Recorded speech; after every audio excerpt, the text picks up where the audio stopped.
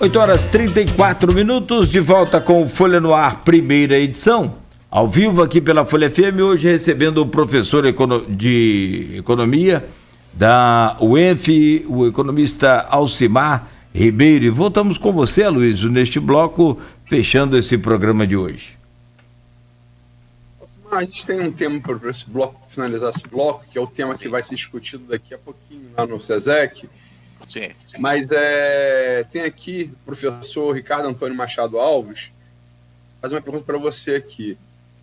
Bom ouvir o professor Alcimar. Gostaria de perguntar, a partir do seu comentário sobre a questão do congelamento dos salários do funcionalismo público por 15 anos, que a bola que levantou o Cláudio Nogueira, se não é contraditório com o perdão de 1,4 bilhão em dívidas de igreja por parte do governo, noticiado ontem no Valor Econômico. Sem dúvida, não tem dúvida em relação a isso. O que eu falei anteriormente foi o seguinte: a gente observa um processo conflitual em que os grupos, cada grupo, quer defender os seus próprios interesses, né? É assim que a coisa acontece, né? E isso é um problema, isso é muito ruim porque acaba, né, pressionando mais as contas públicas, né? Então, no momento de pandemia, que você precisa assumir, né, um maior endividamento, que você precisa atender aos menos favorecidos, né, é evidente que, num momento como esse, falar em aumento de servidor público é uma barbaridade. Assim como falar em também abrir mão de receita de igreja e outras coisas mais, né? Então, é preciso pensar nessa coisa de maneira mais sistêmica, né? E fugir, vamos dizer assim, dessa questão conflitual de cada um querer o seu, né? Mas, infelizmente, quando você tem uma situação cultural como a nossa, né, os mais fortes acabam se beneficiando, porque eles se apropriam realmente de uma maior parcela. E isso aí não é culpa, estou defendendo o presidente, não é o presidente, é a nossa estrutura política, né? Olha o que eu falei anteriormente em relação ao auxílio emergencial. O que aconteceu? Alguém foi beneficiado por votar nesse novo auxílio emergencial. E aí? A culpa é de quem? É da sociedade. É assim que as coisas acontecem. Espero ter respondido. Tem aqui uma outra pergunta do Maurício Batista. O professor Alcimar já deu sua contribuição em algum governo? Não, nunca dei. Nunca participei de nenhum governo, nem em São João da Barra, que eu sou daqui, né? Nunca tive essa oportunidade. Mas vamos para o tema pré-estabelecido aqui. Vai ser discutido daqui a pouco, definido quais serão as restrições ao comércio, sobretudo os serviços não essenciais, né? Que os serviços essenciais são quais? Mercado, açougue, armazém, padaria, loja de pet, né? Porque os animais precisam comer ração e tal, papá. Tirando açougue, eu já falei, tirando esse, assim, de alimentação de subsistência, né? Em vez de gênero de subsistência, deve-se definir restrições ao resto do comércio. E eu recebi ontem um release da SIC, né, da competente assessora João Siqueira, falando que não dá mais, o comércio não aguenta mais. Quer dizer, essa dicotomia, aparente dicotomia, e aí, me perdoe insistir, mas criada pelo presidente, entre economia e saúde pública. Especificamente no caso de Campos, como é que você vê? Quer dizer, eu tento olhar de maneira geral, né? Realmente precisamos cuidar da saúde, porque a situação está muito complicada, né? E a gente não pode deixar de considerar que a irresponsabilidade do indivíduo tem um papel importante, né? Por mais que se fale de governo, etc., mas as pessoas, uma boa parte da população não está respondendo, não respeita, na verdade. E isso acaba, vamos dizer assim, ampliando esse quadro ruim, né? Então é preciso combater isso. E também entendo que o comércio, ele já está sacrificado desde o ano passado. Muitos comércios foram fechados, isso acaba gerando mais desemprego, isso acaba piorando o quadro da economia. Olha que situação complexa. Então, se esses dois campos, né, eles geram toda essa problemática, você precisa encontrar um mecanismo de equilíbrio, meio de equilíbrio para isso, tá certo? E que meio de equilíbrio é esse, né? Essas empresas, esses comércios, né, alguns precisam fechar, eles precisam ter uma contrapartida para isso, né? Assim como os trabalhadores ambulantes e os trabalhadores que precisam, enfim, ir trabalhar em alguns locais, eles precisam ser contemplados de alguma maneira. Eu sei que o município tem muita dificuldade hoje em relação a arrumar recursos para isso, até porque o município não gera moeda, né? Ela não cria moeda, né? Então o município hoje tem essa dificuldade, mas o município tem algumas alternativas que pode lançar a mão. Um exemplo é o município é um dos maiores compradores da cidade. O município, ele organiza este cadastro, por exemplo, de beneficiários dos benefícios federais, né? Tá certo? Então, quer dizer, são mecanismos que o município pode lançar a mão para minorar, né, essa problemática, fazer a limitação de pessoas na rua para combater o vírus e também não deixar, vamos dizer assim, essa população mais fragilizada em condição tão ruim. Agora, o pior é que o município não tem essa competência para fazer isso. Esse que é o problema, entendeu? Quer dizer, eu lembro muito bem que em São João da Barra, em plena pandemia, o município de São João da Barra fechou um contrato com uma empresa de campos, lá da Baixada Campista, para comprar 900 mil reais de bolsa de alimento. Porra. Entendeu? São coisas como essas que não dá para entender. Então, tem que levar a sério. É preciso equilibrar. Bem, eu preciso limitar o número de pessoas na rua, preciso fechar a empresa, eu vou fazer isso. Agora, quais são as contrapartidas para essas empresas e para esses trabalhadores? O município com a caixa baixa, como está, a folha salarial alta, isso não, já que você não tem dinheiro em caixa para oferecer nenhum programa de assistência financeira aos comerciantes, isso não poderia partir para isenção fiscal, como por exemplo de PTU, alguma coisa Sim, assim? Perfeito. Taxa de dominação pública. Isso que ele tem em mãos, o que ele tem em mãos que ele pode, né, flexibilizar para isso, né? Essa possibilidade de compra, então, é muito interessante. Agora, para isso, é preciso ter um bom cadastro para não beneficiar a uns e prejudicar outros, entendeu? O cadastro é fundamental. Eu não sei se Campos tem esse cadastro num padrão tão eficiente. Normalmente não tem, os municípios não têm. E aí dificulta, né? PTU, por exemplo, tem. Para cobrar o município é bom, né? Poder público é bom para cobrar. Exatamente. Exatamente. Você acha que poderia ser uma solução, de repente, caminhar isenção fiscal? Sim. Não isenção total, mas um alívio fiscal? Sem dúvida. ISS, PTU, ITBI. Todos esses instrumentos são importantes. Quer dizer, ITBI, no caso de comércio, não se aplica, né? Mas IPTU e ISS, por exemplo. Exatamente. Contratação dessas empresas, né? Enfim, nesse momento, o governo pode lançar mão da ausência dessas amarras contratuais. É questão de ver juridicamente, né? Como eu posso comprar desses fornecedores de campos, né? Serviços que eu hoje utilizo, que eu posso usar aqui em Campos. Os meus contratos com empresa de fora também fazer a mesma coisa. Quer dizer, é uma questão de parar e pensar, né, e agir. Eu sei que o tempo é curto, isso já deveria ter sido feito lá atrás. Lá atrás. Hoje nós estaríamos numa outra situação, eu acredito, né, no próprio governo atual. E o Rogério Bacchini faz o que eu lembrete aqui. Companheiro Luiz, o CH se pronuncia com K foneticamente. O nome é genuinamente de origem romana. Rapaz, isso me lembra uma história de um amigo meu que viajou lua de mel para a Itália. Aí chegou em Roma, vou falar um amigo meu. Quer dizer, você chega geralmente num outro país pela capital, você roda o país, depois volta à capital para ir embora para o seu país, né, de origem. Esse amigo meu foi em Roma e viu lá, se come muito bem na Itália, né? Tripala romana. E ficou curioso. O que é tripala romana, né? E viajou à Itália, boa parte da Itália, do norte e centro da Itália, e viu o tripla romano em todos os restaurantes italianos, né? E de volta a Roma, antes de ir embora, vou pedir a tripla romana. Sabe o que era a tripla romana? Ah, Dobradinha com molho de tomate. esse é mole. E com uma coisinha verde em cima.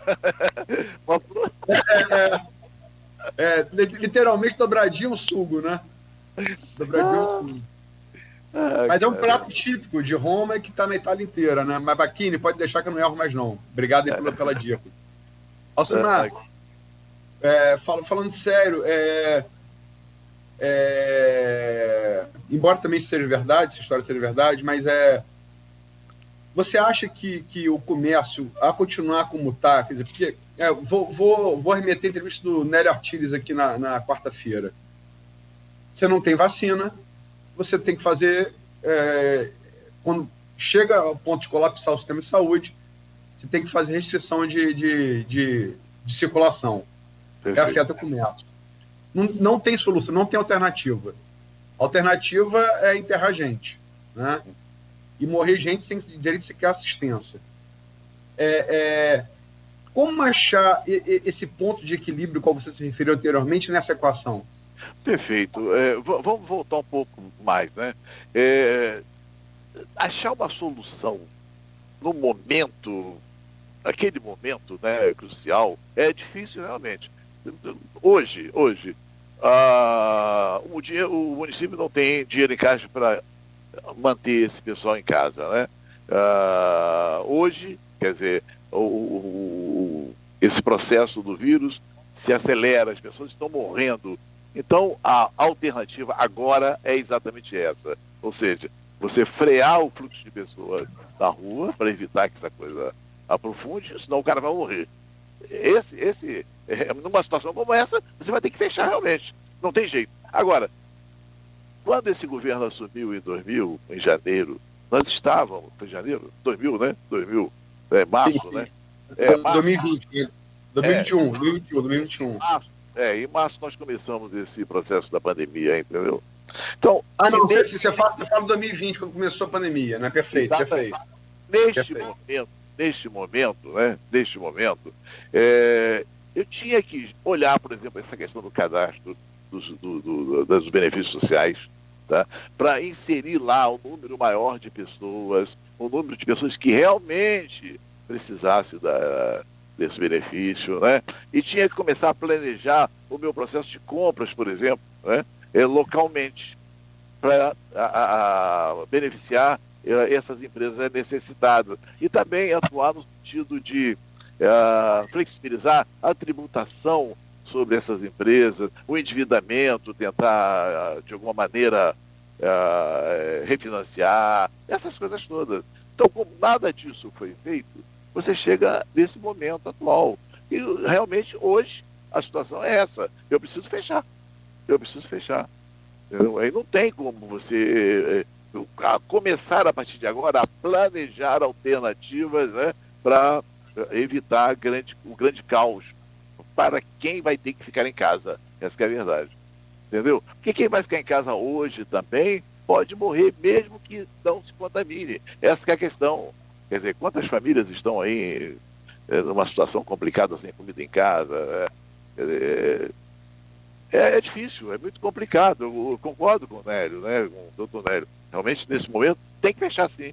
Agora, nós já deveríamos ter um plano B para esse tipo de coisa, o tal do plano B, né? Que não foi planejado, não foi pensado, né? E agora a gente está nessa situação. Tem aqui pro WhatsApp, comentário do Renato Siqueira. Bom dia. Tenho insistido para que o município reorganize a sua base cadastral através do cadastro territorial multifinalitário, sobretudo para maior eficiência, eficácia e justiça tributária com aumento de arrecadação. O que o professor pensa sobre isso? Sim, também é mais um instrumento importante, né? É mais um instrumento importante. Quando eu falo do planejamento, olha só, que é uma terminologia tão antiga, né? uma estratégia tão antiga e que as pessoas não usam, né? É você exatamente parar, né, e pensar essas diferentes alternativas que possam potencializar receitas, né, e que possam reduzir despesas, né? Então é importante, qualquer iniciativa é importante, mas tem que estar planejado, né? Não adianta você agora tentar resolver uma questão emergencial, né, com uma pedra só, né? Aí fica difícil, realmente. Tem aqui um comentário no streaming do Max Henriques. Grande abraço, mestre, professor Alcimar Ribeiro. Tá, obrigado. Alcimar, você falou que tem há coisas boas no governo Jair Bolsonaro. E, logicamente, há coisas boas em qualquer governo, né? Eu sempre falo isso. Você pode só falar a verdade e falar mal de Cristo. Você pode falar, decapitaram João Batista, abriu da Galileia. Você pode falar de Cristo, que ele falou que não ia sobrar pedra sobre pedra no templo, e os caras têm até hoje lá, baixa a cabeça dos judeus lá, rezando na muralha do templo. Sobreviveu não só a Cristo, como a tudo que veio 2000 anos depois. Você pode falar que ele, no Monte dos Oliveiras, teve medo de pedir para o pai afastar o cálice. Você pode só falar a verdade sobre Cristo e falar mal dele. Você pode só falar a verdade sobre Hitler e falar bem dele. Você pode falar que Hitler só ergueu a Alemanha de uma realidade inflacionária escorchante, né? Você levava dinheiro em carrinho de mão e transformou a Alemanha numa das maiores economias do mundo. É verdade. Você pode falar que Hitler participou do projeto do Estado Olímpico de Berlim, que está aí até hoje. É verdade. Você pode falar que Hitler participou da criação das autobahns, que estão aí até hoje, e serviram de inspiração para as highway dos Estados Unidos, quando Eisenhower, comandante dos aliados, viu as autobahns na Alemanha conquistadas pelos aliados e depois aplicou nos anos 50 nos Estados Unidos. Ou seja, você pode falar só a verdade e falar mal de Cristo, e falar só a verdade e falar bem de Hitler. No entanto, você sabe que Hitler foi um supremo canalha. Sim. E Cristo um referencial, né, de amor, de bondade para a humanidade. Sinceramente, nesse governo Bolsonaro, então, lógico, todo mundo tem coisas boas e coisas ruins. Estou usando dois extremos, Hitler e Cristo. Né? Você acha que há alguma coisa boa na condição da pandemia no governo Bolsonaro? Veja só, conforme eu falei anteriormente, no início, né, alguns programas foram pensados. A gente não pode ignorar o papel do Banco Central, do Banco do Brasil mesmo, da Receita Federal, pensando essas diferentes alternativas de crédito para micro e pequenas empresas. Não pode ignorar isso, tá certo? Com facilidades exatamente para que as empresas pudessem passar por esse processo, né, com os seus problemas minimizados. Isso foi pensado, isso foi um papel importante. Um outro elemento interessante foi o auxílio emergencial, já falamos anteriormente, que teve um papel importantíssimo. Sem ele, não seria o que teria acontecido. Foi no Congresso que ele foi levado, né? Foi no Congresso. Sim. Porque, veja só, como falei anteriormente, o presidente da República, num sistema governamental como o nosso, né, não é o presidente que tem as cartas na mão, né? Não é ele precisa realmente do legislativo, né? E aí o que acontece? O auxílio emergencial... Perdão, Simar, só também para lembrar que a volta agora também é o Congresso. Congresso. Exatamente. Então o que acontece? Tanto é que lá no início, a nossa expectativa em relação ao país na pandemia era desastrosa. A expectativa era que chegasse com uma queda do PIB de 10%. A queda do PIB foi de 4%. 4%. Okay.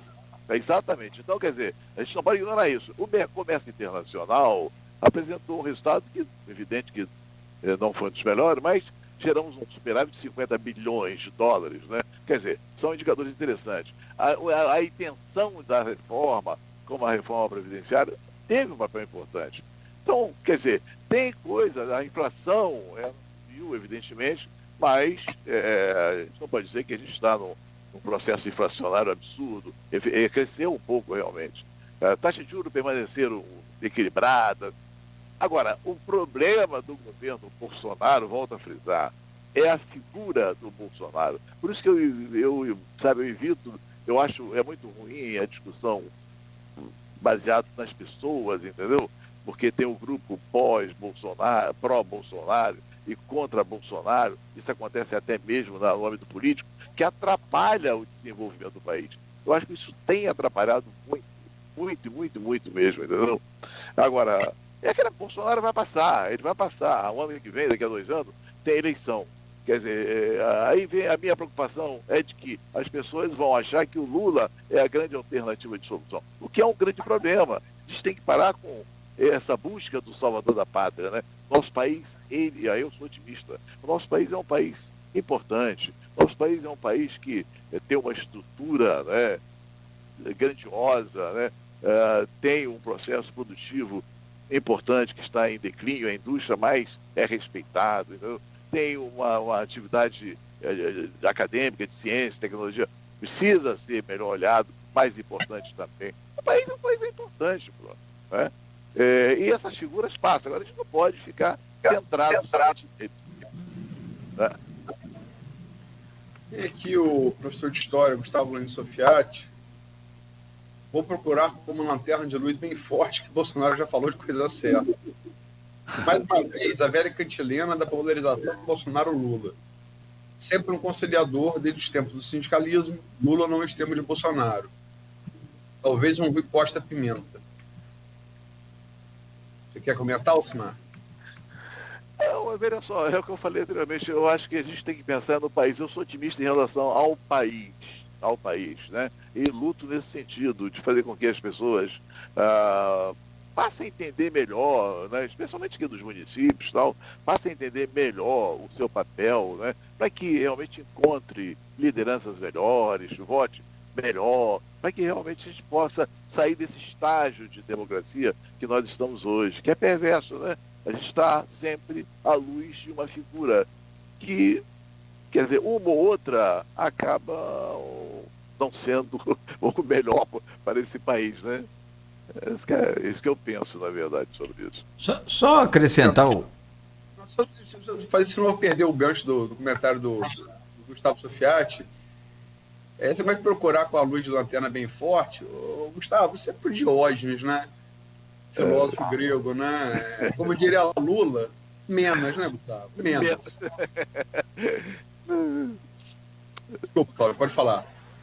Não, eu que peço desculpas, o raciocínio estava na vez sua.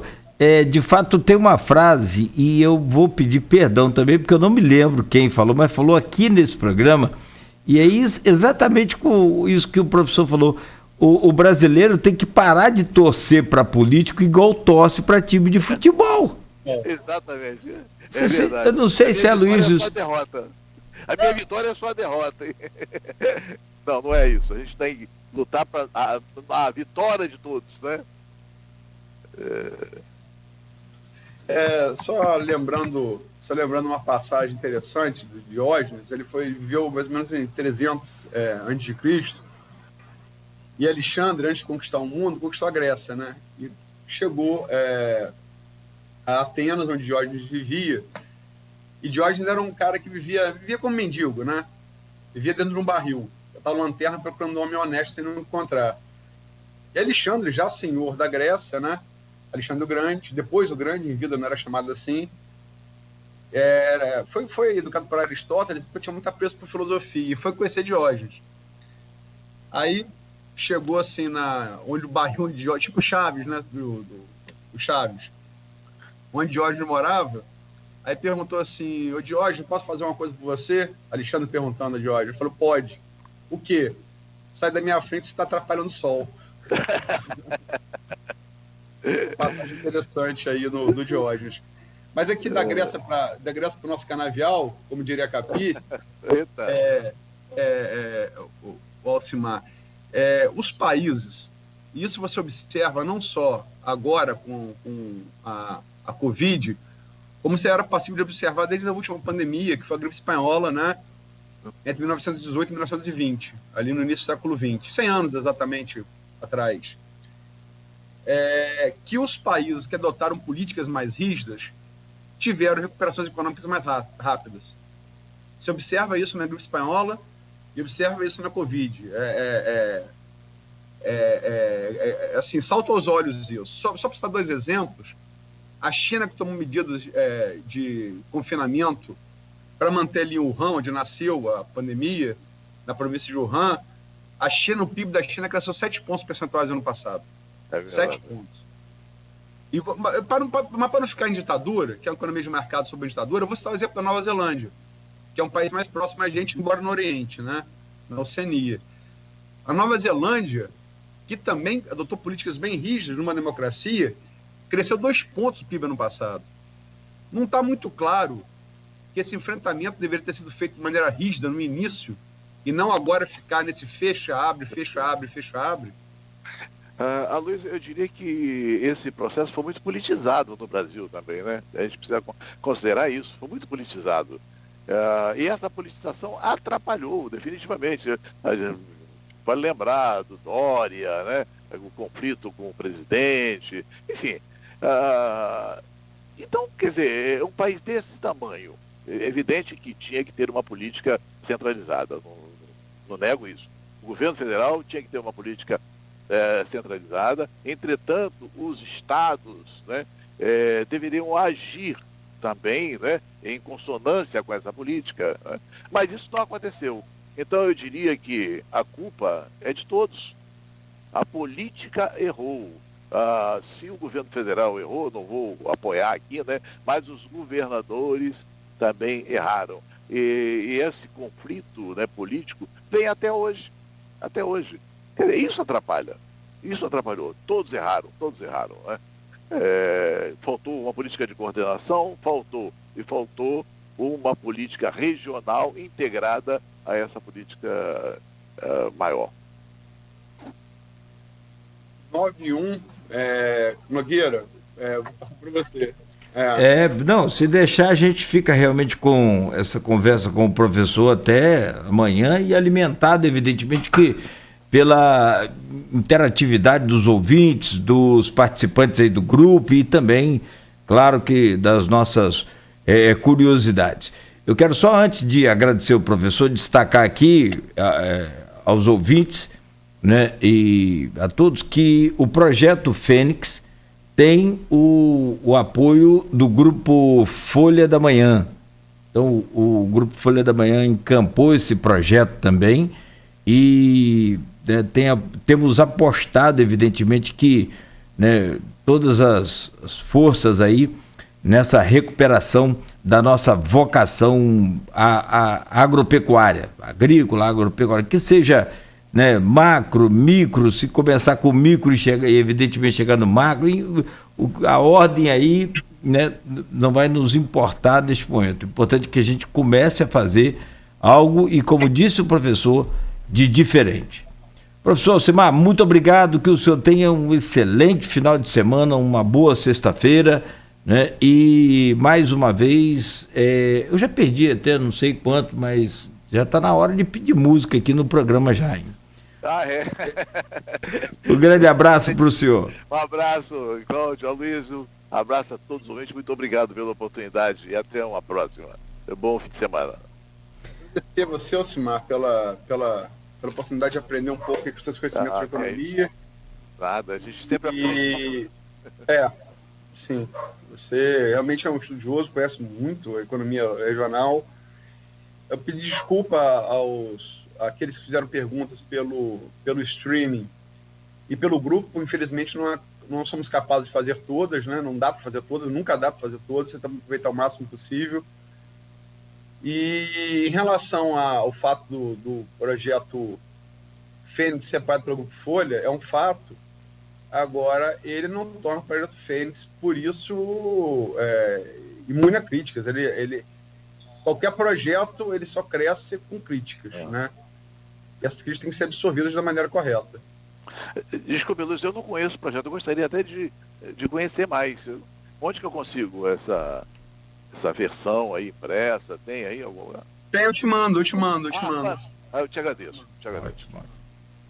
Tem aqui a Anice Barcelos, fez várias perguntas, infelizmente eu não pude fazê-las, até porque ela sempre focaliza muito em Senhor da Barra e os temas pré-pautados estavam mais em campos e no nacional. Mas ela diz aqui, sou vizinha do professor São da Barra. Ah, é verdade. Então, nisso, se grita, pergunta para ele pelo muro, que ele vai responder. Ela tem um privilégio que nós não temos, caramba.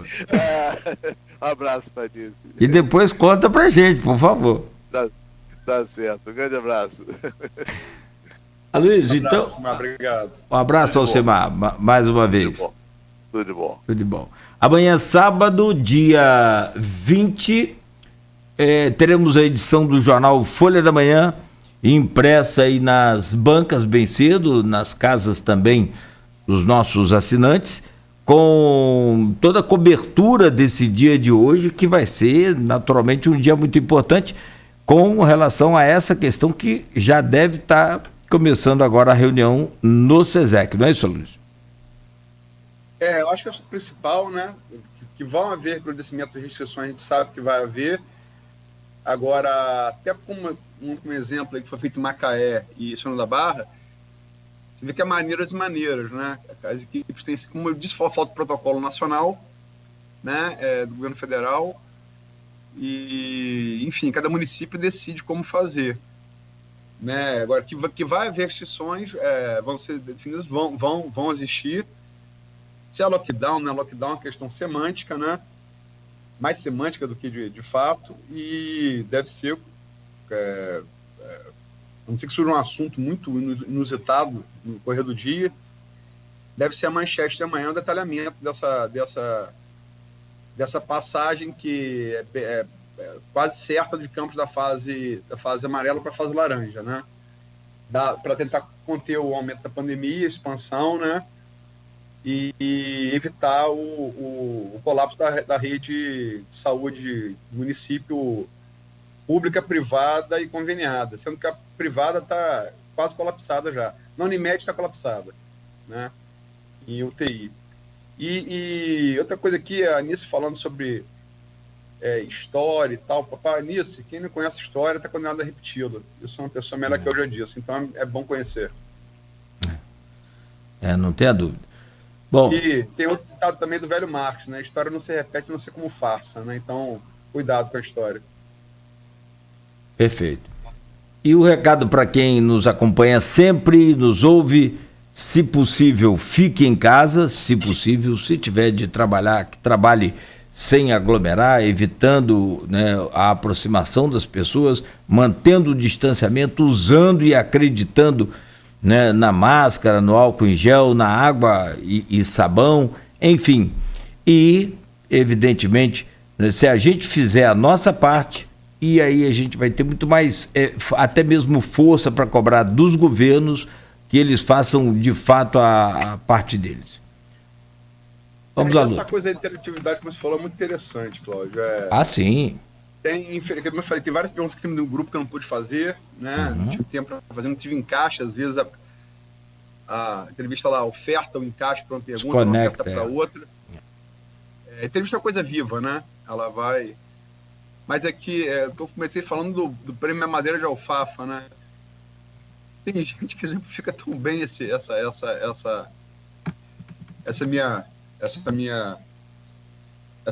minha classificação Madeira de Alfafa, que eu falei de médico que falava da vacina e tal, que não papapá, que não ia tomar, que é da China, e foram os primeiros a tomarem.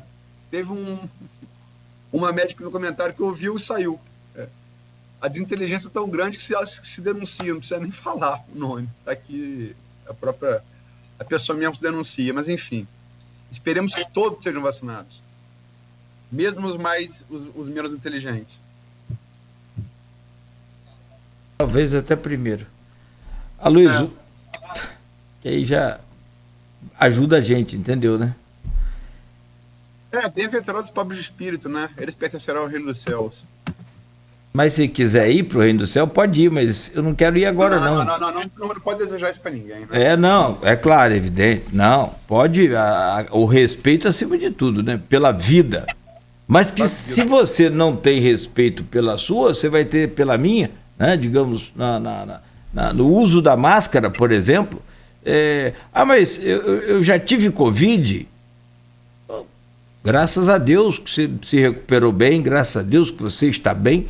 Você corre o risco de ter essa variante, Até quem tomou a primeira dose da vacina, o Aguinaldo Timóteo está com Covid, tomou até a segunda dose, mas estava no período ainda de geração, né, de criação de anticorpos. Talvez saia bem aí desse momento, mas, sobretudo, use a máscara pelas pessoas que você ama e aquelas que você não ama ou não conhece, pelo menos que respeite. Esse que é o mais importante.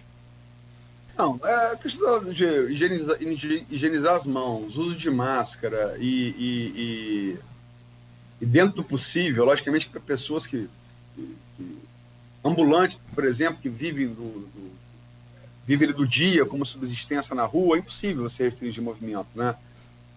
Mas, assim, dentro do possível, quem pode trabalhar de casa e tal, isso falar isso mais de um ano depois para ser piada, né? Parece. Mas, enfim, é bom reafirmar porque a gente contesta ainda, né? Desculpa, pode falar. Não, e o outro fato também que a gente parece que está falando para ninguém, parece até o pai da gente quando é novo, né? Meu filho, não vai por aí. Não, aí a gente vai exatamente por ali. Assim, interessante que daqui a pouco a gente vai estar aqui de volta e, infelizmente, lamentavelmente, anunciando que teve aglomeração, que teve ação da polícia. E, a grande verdade é que a prefeitura, com essa questão de não decretar lockdown, sugiro aí, com toda a minha incapacidade, mas que sugiro que monte uma mega equipe para, então, evitar as aglomerações. Né? E só lembrar que a gente lembrou aqui também o factual, Cláudio, importante, nacional, mas emblemático, morreu ontem de Covid o Major Olímpio, né, senador da República, né, apoiou Bolsonaro, major da PM de São Paulo, né, apoiou Bolsonaro e depois rompeu com ele, era francamente contrário à volta de Bolsonaro ao PSL, né, e Major Olímpio tinha posições conservadoras e, enfim, duras em relação à segurança pública, né? E a experiência dele de oficial da PM de São Paulo. Mas eu me lembro muito do que Ciro Gomes, que era uma pessoa politicamente diametralmente oposta ao Major Olímpio, falou da atuação dele quando aquela crise das milícias da PM lá do Ceará, chegaram a dar tiro no Cid Gomes, então governador do Ceará, irmão de Ciro. E Ciro Gomes, no contato com o Major Olímpio, tentando intermediar uma solução ali com os milicianos da PM do Ceará, falou, é um homem muito sério. Né? E essa impressão que eu tinha dele, a despeito de discordâncias, né, que era um homem muito sério. Né? Ontem no perfil... Desculpa. Pode falar. Não, o Brasil pede o terceiro senador, né? Terceiro senador já com essa doença. E ontem no perfil do Twitter dele... várias lideranças partidárias, conforme você citou aí o Ciro nessa passagem lá no Ceará ontem, no perfil do Twitter do senador, o próprio Molon aqui do Rio, né, comentando sobre a atuação dele e naturalmente expressando sua dor e sentimento pela perda do companheiro de trabalho também. E lembrar que ele tinha 58 anos apenas, né? Um homem em forma, um militar, né? Lembra assim, perfil Joviana, né? Um sujeito já de 50 e poucos anos, mas em forma, física em dia, parecia praticar atividade física, né? Que é um hábito dos militares, um hábito saudável, né? E com apenas 58 anos, né? Muito pouco. Lamentar aí a perda do Major Olímpio. Independente de concordar ou não com algumas posições dele, mas todo mundo conviveu com ele de perto, e a gente não teve essa oportunidade, né? Disse que era um muito sério.